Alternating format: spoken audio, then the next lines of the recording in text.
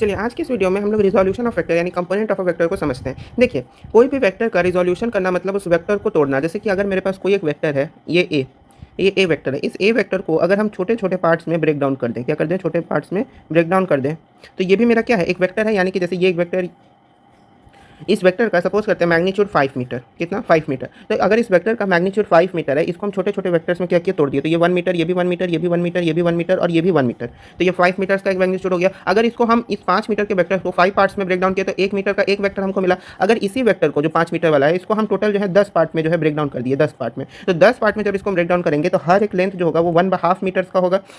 वहीं अगर इस वेक्टर को हम लोग 20 पार्ट्स में ब्रेक डाउन करें तो हर एक लेंथ जो है वो 1/4 मीटर का हो जाएगा। अगर 40 पार्ट्स में ब्रेक करें तो हर एक लेंथ कितना हो जाएगा? 1/8 मीटर। तो उसी तरीके से रिजोल्यूशन ऑफ वेक्टर का मतलब यही होता है कि वेक्टर्स को छोटे पार्ट में तोड़ना। और इस वेक्टर को जो छोटे पार्ट में तोड़े उसमें एक जो हमको ये वेक्टर मिला, कोई एक वेक्टर मिला, इस वेक्टर का कंपोनेंट क्या होता है उसी को हम लोग को जानना है, कंपोनेंट ऑफ अ वेक्टर। यानी कि जैसे मानते हैं कि इसी वेक्टर का ये जो एक छोटा सा वेक्टर है ये है ओ एम। अब इस ओ एम का एक्स एक्सिस और वाई एक्सिस के लॉन्ग कंपोनेंट क्या होगा वही हमको फाइंड करना है और उसी को बोलते हैं कंपोनेंट ऑफ अ वेक्टर। तो जैसे यहाँ पे ओ एम वेक्टर का एक्स एक्सिस की तरफ जो कंपोनेंट होगा वो होगा उसका एक्स कंपोनेंट, और वाई एक्सिस की तरफ जो होगा वो होगा उसका वाई कंपोनेंट। तो एक्स एक्सिस की तरफ कंपोनेंट निकालने के लिए उस वेक्टर के हेड से क्या करेंगे? एक्स एक्सिस पे एक परपेंडिकुलर ड्रॉ किए एम ए, वाई एक्सिस पे एक परपेंडिकुलर ड्रॉ किए एम बी। बी जो है वाई एक्सिस पे ए वेक्टर का फुट ऑफ परपेंडिकुलर और ए जो है एक्स एक्सिस पे ए वेक्टर का फुट ऑफ परपेंडिकुलर। ओ जो है ओरिजिन हो गया। ये जो वेक्टर है ओ एम, यानी कि ओ एम क्या है मेरा? ए वेक्टर। ओ एम क्या है मेरा? ए वेक्टर है। तो ओ एम यानी ए वेक्टर ये एक्स एक्सिस से कितना एंगल बना रहा है? थीटा एंगल बना रहा है। तो हमको अगर इस वेक्टर का एक्स कंपोनेंट चाहिए तो हमको ओ ए फाइंड करना होगा और वाई कंपोनेंट चाहिए तो ओ बी फाइंड करना होगा। तो ध्यान से देखिएगा, ये ए वेक्टर है तो ए वेक्टर का अगर मैग्नीट्यूड निकालें तो वो क्या हो जाएगा? ए। तो अगर यहाँ पे हम लोग ट्रिग्नोमेट्री अप्लाई करें तो ट्रिग्नोमेट्री अप्लाई करके देखिए हमको निकालना क्या है? ओ ए। यानी ओ ए जो है वो इस राइट एंगल ट्रायंगल को समझो, यानी ये जो राइट एंगल ट्रायंगल है ओ A M, O A M जो ये राइट एंगल ट्रायंगल है इसमें ओ ए क्या है? बेस है और ओ एम क्या है? मेरा हाइपोटेनस है, क्योंकि ये सामने वाला एंगल कितना है? 90 डिग्री है। तो ओ एम हाइपोटेनस, ओ ए बेस। बेस और हाइपोटेनस में कौन सा ट्रिग्नो रिलेशन देता है? तो वो है मेरा कॉस थीटा। तो यहाँ पे कॉस थीटा मेरा क्या हो जाएगा? कॉस थीटा हो जाएगा ओ ए अपॉन ए। तो यहाँ से ओ ए का वैल्यू हमको मिल गया ए कॉस थीटा। समझ में बात आई? ओ ए का कंपोनेंट, ओ ए का वैल्यू क्या मिल गया? ए कॉस थीटा। उसी तरीके से अगर हमको ओ बी निकालना है तो ओ बी निकालने के लिए ये वाला एंगल हमको फाइंड करना होगा। तो ये वाला एंगल मेरा कितना हो जाएगा? 90 माइनस थीटा, क्योंकि ये पूरा एंगल कितना है? 90, जिसमें से ये थीटा है तो ये क्या हो जाएगा? 90 माइनस थीटा। तो अब हमको यहाँ पे किसमें और किसमें रिलेशन देखना है? ओ बी और ओ एम में। तो ओ बी और ओ एम में रिलेशन अगर चाहिए तो फिर से बेस और हाइपोटेनस है, तो बेस और हाइपोटेनस में रिलेशन कौन देता है? कॉस। तो cos 90 minus theta, cos 90 minus theta क्या हो जाएगा? ओ बी अपॉन ए, यानी O B base upon hypotenuse, और हाइपोटेनस हमको पता है ए है, उसका मैग्नीट्यूड लिए हैं। तो यहाँ से कॉस 90 माइनस थीटा क्या हो जाएगा? कॉस 90 माइनस थीटा होता है साइन थीटा। तो यहाँ से ए साइन थीटा मेरा क्या आ गया? O B. ओ बी क्या आ गया मेरा? ए साइन थीटा। समझ में बात आई? तो यहाँ से हमको ये चीज़ में ध्यान रखना होगा कि कोई भी वेक्टर है उस वो वेक्टर का एक्स कंपोनेंट, इस केस में तो एक्स कंपोनेंट मेरा क्या है? ए कॉस थीटा, और इस केस में वाई कंपोनेंट क्या है मेरा? ए साइन थीटा। लेकिन ध्यान ये रखना है कि वेक्टर का जरूरी नहीं है कि हर बार x component a cos theta हो और हर बार y component a sin theta हो। हमेशा ध्यान रखेंगे कि वेक्टर जो है जिस एक्सिस के साथ जो एंगल बना रहा होगा वो हमेशा cos में आएगा। जैसे कि मानते हैं कि कोई अगर एक वेक्टर है ये, और ये वेक्टर अगर यहाँ पे ये y एक्सिस, ये x एक्सिस, यहाँ ये वेक्टर है a वेक्टर, यहाँ पे थीटा एंगल बना रहा है, तो ये जो a वेक्टर है इसका y कंपोनेंट हो जाएगा a cos थीटा। यानी कि एंगल जिस एक्सिस के साथ बना है उस एक्सिस पे जो कंपोनेंट होगा वो cos वाला आएगा। जैसे कि यहाँ पे थीटा एंगल किसके साथ बना रहा है? y एक्सिस के साथ, तो यहाँ पे a वेक्टर का y कंपोनेंट क्या हो जाएगा? a cos थीटा, और वहीं x एक्सिस पे क्या कंपोनेंट हो जाएगा? a sin theta. तो समझ गए होंगे रिजोल्यूशन ऑफ अ वेक्टर या कंपोनेंट ऑफ अ वेक्टर। चलिए आज की इस वीडियो में हम लोग scalar product of a vector और डॉट प्रोडक्ट, कितने वेक्टर्स का? 2 वेक्टर्स का, 2 वेक्टर्स का स्केलर और डॉट प्रोडक्ट जो है आज की इस वीडियो में देखते हैं। सपोज करते हैं मेरे पास एक वेक्टर ए है और एक वेक्टर बी है। दोनों वेक्टर के बीच का जो एंगल है वो है थीटा। 2 वेक्टर है, ए वेक्टर बी वेक्टर, दोनों के बीच का एंगल थीटा है। तो इसका जो डॉट प्रोडक्ट होगा वो होगा ए वेक्टर का मैग्नीट्यूड, बी वेक्टर के मैग्नीट्यूड और कॉस थीटा तीनों का मल्टीप्लाई। यानी कि ए वेक्टर, देखिएगा, A vector dot B vector is equal to होता है ए वेक्टर का मैग्नीट्यूड डॉट बी वेक्टर का मैग्नीट्यूड कॉस थीटा, या फिर ए बी कॉस थीटा, जो हम लोग इसको बोलना चाहें बोल सकते हैं। 2 वेक्टर्स का डॉट प्रोडक्ट क्या होता है? A vector dot B vector is equal to A vector का मैग्नीट्यूड बी वेक्टर का मैग्नीट्यूड कॉस थीटा, यानी ए बी कॉस थीटा। यहाँ से कॉस थीटा अगर निकालना चाहें तो वो हो जाएगा A vector dot B vector by A vector का मैग्नीट्यूड और बी वेक्टर का मैग्नीट्यूड। समझ में बात आ रही है?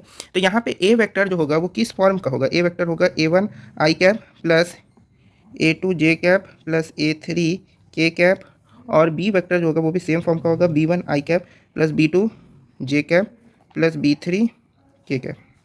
समझ में बात आ रही होगी। तो यहाँ पे हम लोग ये जानते हैं कि ये सारा का सारा क्या होता है, इसका डायरेक्शन रेशियो होता है a1 a2 a3 b1 b2 b3। कोई भी अगर एक r वेक्टर है और उसका a b c अगर दिया है हर एक डायरेक्शन के साथ, जैसे मानते हैं कि यहाँ पे कोई r वेक्टर है, पिछले वीडियो में हमने बताया था कि a I cap plus b J cap plus c के कैप, ठीक। तो इस केस में a b और c क्या होगा, मेरा डायरेक्शन रेशियो होगा, और इसी a में r वेक्टर के मैग्नीट्यूड से डिवाइड कर दे तो वो मेरा डायरेक्शन कोसाइन हो जाता है। तो यहाँ पे ये चीज़ हम लोग, ये सब चीज़ पिछले वीडियो में देख चुके थे। इस वीडियो में हम लोग केवल डॉट प्रोडक्ट पे कंसंट्रेट करेंगे।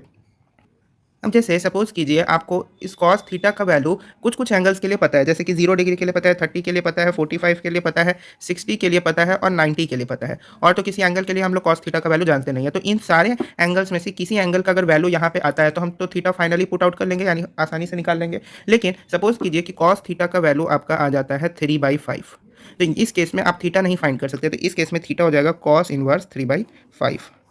समझ बात आ गई कैसे करेंगे। चलिए अब यहाँ पे कुछ कंडीशंस को समझते हैं। कंडीशन नंबर एक ये है कि थीटा का वैल्यू अगर 0 डिग्री हो, क्या हो, 0 डिग्री हो या 180 डिग्री हो। 180 डिग्री का मतलब होता है या फिर पाई हो, 180 डिग्री को पाई बोलते हैं। तो इस केस में ए वेक्टर जो होगा वो बी वेक्टर के पैरेलल होगा। दो वेक्टर्स के बीच का एंगल या तो 0 डिग्री हो या फिर पाई हो, तो फिर दोनों वेक्टर्स क्या होते हैं, पैरेलल होते हैं।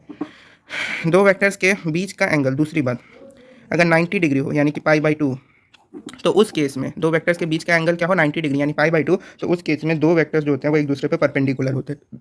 इतनी बात समझ में आ गई होगी। और इसी को हम लोग बोलते हैं ऑर्थोगोनल वेक्टर। ऑर्थोगोनल वेक्टर्स, इसी को क्या बोलते हैं, ऑर्थोगोनल वेक्टर्स। यानी दो वेक्टर्स जब एक दूसरे पे परपेंडिकुलर होते हैं तो उनको हम लोग ऑर्थोगोनल वेक्टर्स बोला जाता है। दूसरी बात हो गई। तीसरी बात, एक वेक्टर है जिसका ए वेक्टर अगर 0 है, बी वेक्टर भी अगर 0 है, तो इस केस में ए दोनों वेक्टर का जो डॉट प्रोडक्ट है वो भी क्या हो जाएगा, 0। चौथी बात, अगर ए वेक्टर और बी वेक्टर क्या है, लाइक वेक्टर्स, ए वेक्टर और बी वेक्टर क्या है, लाइक वेक्टर, तो उस केस में लाइक वेक्टर्स मतलब जिनका डायरेक्शन सेम हो, यानी कि ये मेरा दोनों वेक्टर है, ए वेक्टर बी वेक्टर, दोनों का डायरेक्शन सेम है, बीच का एंगल 0, तो A vector dot B vector क्या होता है, A B cos theta, A B cos 0 degree. Cos 0 degree क्या होता है, 1 होता है। तो दो वेक्टर्स जब भी लाइक होंगे यानी कि दोनों के बीच का एंगल 0 होगा तो उनका डॉट प्रोडक्ट जो है उनके मैग्नीट्यूड के प्रोडक्ट के बराबर होगा। पांचवा नंबर कि दो वेक्टर्स है, दोनों अनलाइक वेक्टर्स हैं, ए वेक्टर बी वेक्टर, और कैसे वेक्टर हैं, अनलाइक वेक्टर हैं। तो उस केस में A vector dot B vector जो होगा वो होगा ए बी कॉस थीटा। जैसे एक वेक्टर ये है, एक वेक्टर ये है, तो अनलाइक वेक्टर्स क्या होते हैं, जिनका डायरेक्शन अपोजिट होता है, यानी बीच का एंगल 180 डिग्री, तो ए बी कॉस 180 डिग्री, ठीक है। तो कॉस 180 डिग्री -1 होता है, यहाँ पे अगर ध्यान हो आप लोग को तो कॉस 180 डिग्री -1 होता है, इसको नोट कर लीजिएगा, फिजिक्स में भी काम देता है। तो ए बी कॉस 180 डिग्री, तो ये हो जाएगा माइनस ए बी, यानी अनलाइक वेक्टर्स में ए बी का dot product minus A B और लाइक वेक्टर्स में ए बी का डॉट प्रोडक्ट जो है वो प्लस ए बी होता है। छठी बात ये है कि अगर दो वेक्टर्स ऑर्थोगोनल वेक्टर्स हो, क्या बोले, दो वेक्टर्स क्या हो, ऑर्थोगोनल, वो दूसरा नंबर केस भी आपको बता दिए हैं, ऑर्थोगोनल हो, तो उस केस में थीटा का वैल्यू π/2 हो जाएगा। थीटा का वैल्यू क्या हो जाएगा, π/2। तो थीटा का वैल्यू अगर π/2 आ गया तो इस केस में डॉट प्रोडक्ट क्या हो जाएगा, A vector dot B vector is equal to A B cos theta. Cos theta पे वैल्यू 0 होता है, π/2 90 पे कॉस का वैल्यू 0 होता है, तो ये ए बी का डॉट प्रोडक्ट क्या आ जाएगा, 0 आ जाएगा। ऑर्थोगोनल वेक्टर ट्रायड क्या होता है, इस चीज़ को समझिए। तीन एक्सिस बने हैं, जेड एक्स और वाई। जेड एक्सिस में एक्स एक्सिस में क्या होता है, आई कैप, वाई एक्सिस में जे कैप और जेड एक्सिस में के कैप होता है, यूनिट वेक्टर। अब ऑर्थोगोनल वेक्टर ट्रायड मतलब सिंपल चीज़ समझिए कि तीनों डायरेक्शन में जो यूनिट वेक्टर होता है, तीनों डायरेक्शन में जो यूनिट वेक्टर होता है वो अगर म्यूचुअली परपेंडिकुलर होता है, यानी कि ये भी इसके परपेंडिकुलर, ये भी इसके परपेंडिकुलर, ये भी इसके परपेंडिकुलर, तो इन सब यूनिट वेक्टर का जो डॉट प्रोडक्ट होता है एक दूसरे के साथ या खुद के साथ, उसी को हम लोग ऑर्थोगोनल वेक्टर ट्रायड बोलते हैं। यानी सिंपल भाषा में समझिए तो अगर हम पहले केस में निकालना चाहें कि आई कैप डॉट आई कैप क्या होगा, क्या बोले, आई कैप डॉट आई कैप क्या होगा, तो ये क्या हो जाएगा, आई कैप का दोनों का मैग्नीट्यूड, और आई कैप है तो एक ही डायरेक्शन में एक्स एक्सिस है, तो बीच का एंगल क्या है, 0 डिग्री, तो कॉस 0 डिग्री। तो आई कैप कॉस 0 1 होता है, तो ये भी आई कैप है यानी यूनिट वेक्टर, यानी कि मैग्नीट्यूड क्या होगा 1, तो 1 × 1 × 1, तो आंसर क्या आ गया 1। उसी तरीके से जे कैप डॉट जे कैप का करेंगे तो वो भी क्या आएगा 1, K cap dot K cap का करेंगे तो वो भी क्या आ जाएगा 1 आ जाएगा। समझ में बात है। उसी तरीके से अब जैसे यहाँ पे दो सेम यूनिट वेक्टर्स के बीच का डॉट प्रोडक्ट कर रहे थे, अब यहाँ डिफरेंट के बीच का करते हैं। जैसे आई कैप डॉट जे कैप है, अब इन दोनों के बीच का अगर डॉट प्रोडक्ट करेंगे तो वो क्या आ जाएगा, आई कैप का मैग्नीट्यूड, जे कैप का मैग्नीट्यूड और कॉस 90 डिग्री हो जाएगा, क्योंकि दोनों आई कैप और जे कैप के बीच का एंगल क्या 90 डिग्री म्यूचुअली परपेंडिकुलर है। तो इस केस में ये 1 × 1 × 0, तो ये पूरा क्या आ गया 0। जैसे आई डॉट जे 0 हो गया, उसी तरीके से जे कैप डॉट आई कैप भी क्या होगा, ज़ीरो होगा। जे कैप डॉट के कैप भी आपका ज़ीरो होगा। के कैप डॉट जे कैप भी आपका ज़ीरो होगा। आई कैप डॉट के कैप भी आपका ज़ीरो होगा और के कैप डॉट आई कैप भी आपका ज़ीरो होगा। बात समझ में आ रही है हम क्या कहना चाह रहे हैं? तो अगर यहाँ पे हम एक ऐसे फॉर्म कर दें, I cap, J cap, K cap, तो यहाँ पे समझिए, I cap dot I cap 1, J cap dot J cap 1, K cap dot K cap 1, I cap dot J cap 0, J cap dot I cap 0, K cap dot J cap 0, J cap dot K cap 0, K cap dot I cap 0, I cap dot K cap 0। बात समझ में आ गई? इसको चाहें तो note कर सकते हैं। परपेंडिकुलर के लिए अभी थोड़ी देर पहले कंडीशन बताए थे। दो वेक्टर्स है, दोनों एक दूसरे पे परपेंडिकुलर है, बीच का एंगल 90 डिग्री होगा, बीच का एंगल 90 डिग्री हो जाएगा और डॉट प्रोडक्ट क्या हो जाएगा, जीरो हो जाएगा। ऑर्थोगोनल वेक्टर्स का केस आया था। परपेंडिकुलर में हम अभी कंसिडर किए थे कि ए वेक्टर को लिखते हैं a1 आई कैप प्लस a2 जे cap plus a3 K cap. उसी तरीके से बी वेक्टर को लिखते हैं b1 i cap plus b2 J cap plus b3 k cap. यही चीज़ लिखते हैं, इसमें कहीं कोई दिक्कत नहीं है। तो इस कंडीशन में अगर हमको प्रूव करना है कि ये दोनों वेक्टर्स क्या है, परपेंडिकुलर, तो इनका डॉट प्रोडक्ट क्या होना चाहिए, जीरो होना चाहिए। तो ए वेक्टर्स डॉट बी वेक्टर क्या होना चाहिए, जीरो। यानी कि ए वेक्टर का मैग्नीट्यूड, तो ये क्या हो जाएगा, ए वेक्टर का मैग्नीट्यूड a1 आई कैप को b1 आई कैप के साथ क्या करना होगा, मल्टीप्लाई a2 जे कैप को b2 जे कैप के साथ और a3 के कैप को b3 के कैप के साथ मल्टीप्लाई करना होगा, क्योंकि यहाँ पे स्केलर है। डॉट प्रोडक्ट क्या होता है, स्केलर प्रोडक्ट, तो हम लोग डायरेक्ट मल्टीप्लाई कर सकते हैं। तो a1 आई कैप को हम लोग प्लस a2 जे cap plus a3 K cap, ये हो गया एक, और dot b1 i cap plus b2 J cap plus b3 k cap is equal to zero. तो a1 आई कैप को b1 आई कैप के साथ करेंगे तो क्या आ जाएगा, a1 b1 i cap dot I cap 1 हो गया, प्लस a2 को b2 के साथ करें, a2 b2 जे cap dot J cap 1 plus a3 K cap और b3 k cap, a3 b cap, और उसको करें तो a3 b3 हो जाएगा, के कैप डॉट के कैप 1, तो इज इक्वल टू जीरो। तो परपेंडिकुलर के लिए क्या कंडीशन हमको मिल गया कि दो वेक्टर्स का डॉट प्रोडक्ट जीरो, यानी कि a1 into b one plus a2 into b2 plus a3 into b3 अगर जीरो के बराबर हो रहा है, यानी कि इनका डायरेक्शन रेशियो के मल्टीप्लाई का जो सम है वो अगर जीरो के बराबर हो रहा है, तो उस कंडीशन में दो वेक्टर्स जो होंगे वो एक दूसरे के परपेंडिकुलर होंगे, यानी ऑर्थोगोनल होंगे। समझ में बात आई? तो क्रॉस प्रोडक्ट यहाँ पे आप समझते हैं, या फिर वेक्टर प्रोडक्ट, ये यहाँ पे दो वेक्टर्स है ए और बी, दोनों के बीच में एंगल क्या है, थीटा, दोनों के बीच का एंगल क्या है, थीटा। तो इसके परपेंडिकुलर, दोनों वेक्टर्स के परपेंडिकुलर एक यूनिट वेक्टर एन कैप को क्या किया, ड्रॉ किया। अगर इस फिगर को समझने में दिक्कत हो रहा है तो वहाँ से नीचे हम उसी फिगर को और अच्छे तरीके से दिखाए हैं। इसमें बोल रहा है कि जैसे दो वेक्टर है, एक वेक्टर ए है और एक वेक्टर बी है, दोनों के बीच का से जो डायरेक्शन है वो क्या है, एन कैप। समझ में बता रही है? यानी दोनों वेक्टर्स के परपेंडिकुलर जो डायरेक्शन है वो एन कैप, ऊपर भी हो सकता है नीचे भी हो सकता है, उससे बहस नहीं है। अब यहाँ पे ध्यान रखने वाली बात ये है कि यहाँ पे ये जो थीटा होगा, ये जो थीटा का वैल्यू होगा वो कहाँ से कहाँ तक लाई करेगा, 180 से कम और 0 से ज़्यादा। ये ध्यान रखने वाली बात है क्रॉस प्रोडक्ट में कि थीटा का वैल्यू 0 से ज़्यादा लेकिन 180 से कम रहेगा। मीन्स कि थीटा का वैल्यू एक्यूट एंगल भी हो सकता है या ऑब्ट्यूज एंगल हो सकता है, उससे ज़्यादा नहीं हो सकता। तो यहाँ पे ए क्रॉस बी क्या होगा, वेक्टर ए का मैग्नीट्यूड वेक्टर बी का magnitude sine theta into n cap. N cap क्या यूनिट वेक्टर, तो उसका मैग्नीट्यूड हमेशा 1 होगा। तो यानी कि ए क्रॉस बी क्या होता है, A B sine theta. A dot B होता था A B cos theta, A cross B होता है ए बी साइन थीटा। यहाँ से अगर साइन थीटा हम निकालना चाहें तो साइन थीटा का वैल्यू आ जाएगा A vector cross B vector दोनों का मैग्नीट्यूड बाई ए बी। इसको और अच्छे से अगर लिखना चाहें तो लिख सकते हैं A vector cross B vector by A vector का मैग्नीट्यूड और बी वेक्टर का मैग्नीट्यूड। समझ में बात आ गई होगी? इसको भी ब्रैकेट में डाल लीजिएगा और इसको भी ब्रैकेट में डाल लीजिए। यहाँ पे भी अगर थीटा का साइन के एग्जैक्ट वैल्यू के रूप में फंक्शन नहीं आया, जैसे साइन थीटा का वैल्यू कुछ आ गया 4/5, तो उस कंडीशन में थीटा क्या हो जाएगा, साइन इनवर्स 4/5। समझने बात आ गई?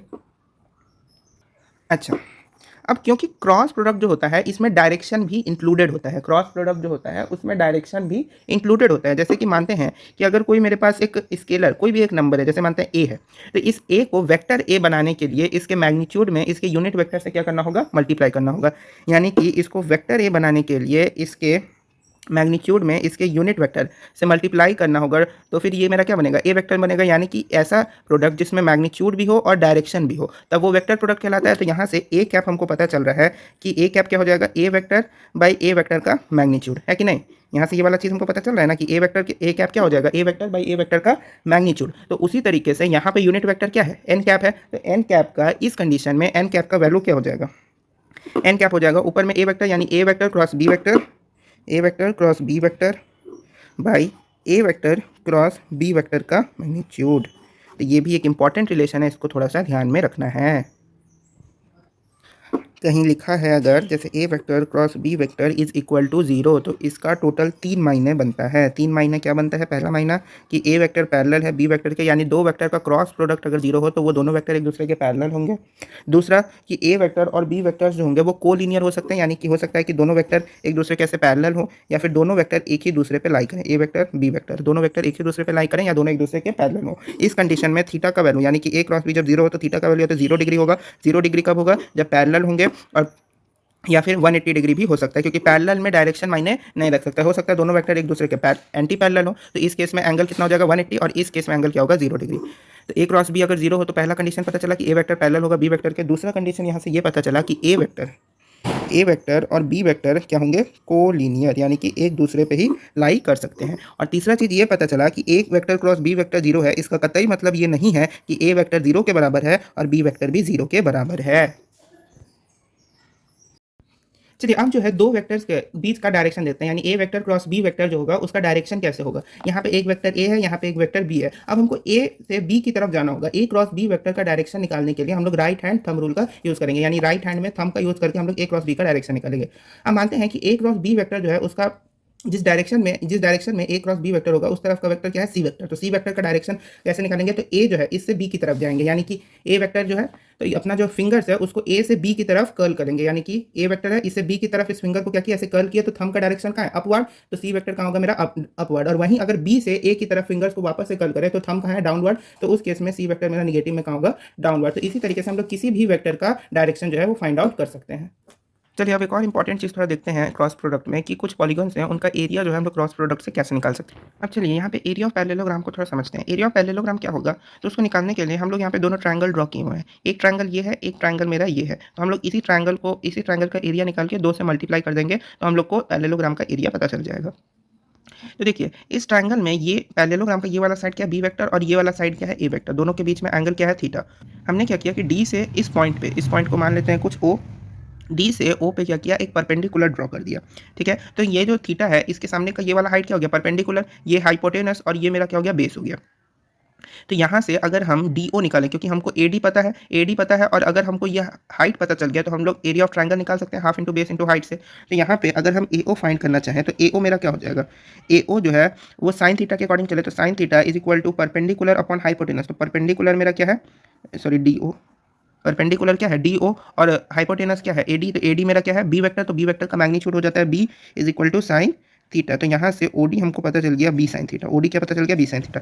तो अब एरिया जब निकालेंगे half into base into height करके, तो हाफ बेस जो है वो मेरा क्या है? ए वेक्टर के बराबर, यानी ए इंटू हाइट मेरा क्या आया है? B sine theta. तो बी साइन थीटा। तो यहाँ से half A B sine theta, और ये एक ट्रायंगल का एरिया हुआ। ऐसे कितने ट्रायंगल है? 2 ट्रायंगल है, तो 2 ट्रायंगल का एरिया हो जाएगा 2 into half into A B sine theta. तो 2 से 2 कैंसिल हो गया, तो ए बी साइन थीटा किसके बराबर होता है? A vector cross B vector के। यानी कि किसी भी पैरेललोग्राम का एरिया क्या होगा? A vector cross B vector, यानी ए वेक्टर और बी वेक्टर का क्रॉस प्रोडक्ट के किसी भी पैरेललोग्राम का एरिया होगा। अब जो है एरिया ऑफ क्वाड्रिलेटरल को समझते हैं। एरिया ऑफ क्वाड्रिलेटरल जिसमें डायगोनल दिया हुआ है, और वो कोई भी क्वाड्रिलेटरल हो सकता है, पैरेललोग्राम हो सकता है, ट्रेपेजियम हो सकता है, स्क्वायर रेक्टेंगल कुछ भी हो सकता है, उसका डायगोनल दिया है, तो उस केस में उसका एरिया हम यहाँ डायरेक्ट ही लिखते हैं, पूरा सॉल्व नहीं करेंगे। पैरेललोग्राम का समझिए वैसा ही टाइप होगा। एरिया होगा उसका होगा half into magnitude of D one vector cross D two vector. समझ में बात आ गई? Area of quadrilateral A B C D क्या होगा? हाफ वेक्टर डी वन यानी डायगोनल 1 ये वाला और डायगोनल 2 ये वाला, इन दोनों का क्रॉस प्रोडक्ट को हाफ से मल्टीप्लाई कर देंगे तो वो मेरा क्या आ जाएगा? डायगोनल का क्रॉस प्रोडक्ट के मैग्नीट्यूड को हाफ से मल्टीप्लाई कर देंगे तो उस क्वाड्रिलेटरल का एरिया पता चल जाएगा। अब जानते हैं एरिया ऑफ ट्रायंगल को। एरिया ऑफ ट्रायंगल को आप समझिए, यहाँ पे एक ट्रायंगल दिया है, इधर क्या है? ए वेक्टर, इधर क्या है मेरा? B vector. बीच का एंगल क्या है? थीटा। बीच का एंगल क्या है? थीटा। तो बीच का एंगल थीटा है, तो एरिया ऑफ ट्रायंगल जो है सिमिलर हो जाएगा इसकी तरह, यानी क्योंकि यहाँ पे ये जो ट्रायंगल का एरिया निकालना है बस जस्ट वही हो जाएगा। Area of triangle A B C क्या हो जाएगा? Half A B sine theta. यहाँ पे ये बी वेक्टर है, यहाँ पे ये ए वेक्टर है। बी वेक्टर का यहाँ पे इधर क्या हो जाएगा? बी साइन थीटा, जैसा कि यहाँ पे किए थे पैरेललोग्राम में। सिमिलरली बी साइन थीटा, और ए जो है इसका ये वाला बेस हो गया, ये हाइट पता चल गया, तो half A B sine theta, यानी half A vector cross B vector जो है एरिया ऑफ ट्रायंगल हो जाएगा। समझ में बात आ गई? हम यहाँ पे वेक्टर में क्रॉस प्रोडक्ट का ऑर्थोगोनल वेक्टर ट्रायड पढ़िए। जब हम लोग स्केलर देखे तो स्केलर में क्या किया था? Dot product. यहाँ पे क्रॉस प्रोडक्ट है। क्रॉस प्रोडक्ट में बस क्या होगा? कॉस की जगह क्या आ जाएगा? साइन आ जाएगा। तो देखिए, जब दो सेम यूनिट वेक्टर का क्रॉस प्रोडक्ट करते हैं तो वो हमेशा जीरो आता है। तो आई क्रॉस आई कैप जो है वो भी जीरो होगा, जे क्रॉस जे कैप भी जीरो और के क्रॉस के कैप भी जीरो। अब अगर डिफरेंट को यहाँ पे देखें तो इस चीज़ को थोड़ा सा समझिएगा। जैसे आई कैप क्रॉस जे कैप क्या होगा, आई कैप का मैग्नीट्यूड जे कैप का मैग्नीट्यूड और साइन 90 दोनों वेक्टर एक दूसरे के क्या होंगे, परपेंडिकुलर होगा। ये आई कैप यूनिट वेक्टर और जे कैप भी यूनिट वेक्टर, ये दोनों एक दूसरे पे क्या होंगे, परपेंडिकुलर। अभी हम लोग राइट हैंड थंब रूल से निकाले थे। तो साइन 90 पे ये 1 होता है, ये भी 1 होता है, साइन 90 का वैल्यू भी 1। तो ये तीनों का वैल्यू मिला के क्या आ जाएगा, 1 आ जाएगा। और अगर हम ये मैग्नीट्यूड वाइज तो क्या आ गया, 1 आ गया। तो 1 जो है इस के कैप का को मैग्नीट्यूड हुआ। अब यहाँ पे अगर हम आई वेक्टर आई कैप और जे कैप की तरफ देखें तो यहाँ पे देखिएगा, यहाँ पे ये मेरा आई कैप है, यहाँ पे मेरा ये जे कैप है। तो यहाँ पे अगर हम ध्यान से तुम देख पाओ तो आई से अगर हम जे की तरफ जाते हैं, ठीक है, आई से जे की तरफ जाते हैं तो थंब कहाँ है, ऊपर की तरफ, यानी कि ये जेड एक्सिस को ऐसे समझो कि ये ऊपर है। जैसे इसको तुम ऐसे समझ सकते हो कि जैसे यहाँ पे ये y है, यहाँ पे ये x है। तो ये ऐसे, ये पेन जो है समझ जाओ जेड एक्सिस है, ये पेन क्या है समझ जाओ, जेड एक्सिस है ऊपर की तरफ। ये जेड जो है ऊपर की तरफ है। तो एक्स एक्सिस में आई कैप से, एक्स एक्सिस में जब आई कैप से वाई की तरफ जाएंगे तो थंब कहाँ रहेगा, ऊपर की तरफ। तो उस कंडीशन में ऊपर की तरफ क्या होगा, के कैप। तो यहाँ पे इस चीज़ को याद करने के लिए सबसे अच्छा तरीका ये वाला है। इसमें आप लोग कैसे चलिएगा, क्लॉकवाइज, यानी कि जब आप करिएगा आई कैप क्रॉस जे कैप, क्या बोले, आई कैप क्रॉस जे कैप करिएगा, आई कैप क्रॉस जे कैप तो के कैप मिलेगा। जे कैप क्रॉस के कैप कीजिएगा तो आई कैप मिलेगा। के कैप क्रॉस आई कैप करिएगा तो जे कैप मिल जाएगा। और वहीं इसके एंटी क्लॉकवाइज चलिएगा तो सब निगेटिव में आएगा। जैसे कि अगर आप आई कैप क्रॉस के कैप करते हैं तो माइनस जे कैप मिलेगा, के कैप क्रॉस जे कैप करते हैं तो माइनस आई कैप मिलेगा, और जे कैप क्रॉस आई कैप करते हैं तो माइनस के कैप मिलेगा। चलिए अब जो हम लोग वेक्टर प्रोडक्ट को समझते हैं कि आखिर वेक्टर प्रोडक्ट जो कि इतना देर से ए क्रॉस बी हम लोग कर रहे हैं, ये कैसे निकालते हैं। तो इसके लिए हम लोग दो वेक्टर ले लिए, ए बी बीच का एंगल थीटा, उससे यहाँ पे ए वेक्टर को हम लोग कैसे लिख सकते हैं, A1 आई कैप प्लस A2 जे cap plus A3 K cap. B vector को कैसे लिख सकते हैं, B1 i cap plus B2 J cap plus B3 k cap. अब यहाँ पे इसको निकालने के लिए ए वेक्टर क्रॉस बी वेक्टर हम लोग डिटर्मिनेंट का यूज़ करेंगे। ऊपर में तीनों यूनिट वेक्टर लिख दिया, आई cap J cap K cap, और इन तीनों यूनिट वेक्टर्स का जो दोनों वेक्टर है, जैसे इसमें भी आई cap J cap K cap है, ए वेक्टर में भी और बी में भी, इन तीनों का यहाँ पे कोफिशिएंट्स लिख दिया। जैसे आई कैप में ए वेक्टर का कोफिशिएंट A1, बी वेक्टर का B1, जे कैप में A2 यहाँ B2, के कैप में A3 यहाँ पे B3। आप करेंगे क्या, डिटर्मिनेंट में हम लोग को जैसे अगर इस फर्स्ट रो का, इस फर्स्ट वाले कॉलम का अगर हमको निकालना होता था तो हम लोग इसको छुपा देते थे, A2 into B3 minus A3 into B2 करते थे। सेम चीज़ यहाँ पे भी हम लोग किए हैं। हम लोग को आई कैप का निकालना है तो इन दोनों में क्रॉस मल्टीप्लाई कर दिए और आई कैप से मल्टीप्लाई कर दिए। सिमिलरली जे कैप का निकालना है तो इसको छुपा दिए, A1 into B3 minus A3 into B1 कर दिए। फिर उसके बाद के कैप का निकालना है तो के कैप को छुपा दिए, A1 इंटू B2 और A2 इंटू B1 कर दिए। तो फाइनली A क्रॉस B जो होगा वो क्या हो जाएगा, A2 B3 minus A3 B2 का I cap plus A1 B3 minus A3 B1 J cap plus A1 B2 minus A2 B1 के कैप। इसी को आपको याद रखना है और ये आपका फाइनल रिजल्ट हो गया।